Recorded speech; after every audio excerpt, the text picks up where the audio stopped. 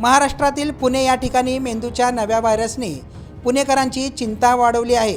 Guilin बॅरे syndrome virus म्हणून या व्हायरसला ओळखले जात आहेत।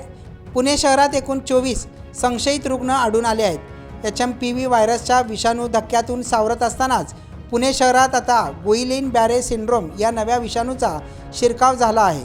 पुण्यातील दीनानाथ मंगेशकर रुग्णालय व पुना हॉस्पिटलमध्ये दाखल रुग्णांमध्ये गुइलिन बॅरे सिंड्रोम या विषाणूची लक्षणे आढळून आली असून हे सर्व रुग्ण सिंहगड रस्ता परिसरातील आहेत। मात्र योग्य उपचार घेतल्यावर रुग्ण ठणठणीत बरा होतो, त्यामुळे घाबरून जाऊ नये, फक्त काळजी घेण्याचे आवाहन वैद्यकीय तज्ज्ञांनी केले आहे।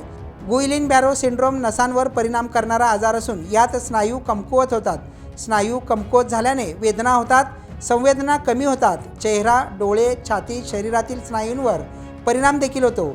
तात्पुरता अर्धांगवायू तसेच श्वसनाचाही त्रास होऊ शकतो। हाताची बोटं, पायांना वेदना होतात, चालताना त्रास आणि चिडचिडपण येतो असे यावेळी सांगण्यात आले आहे।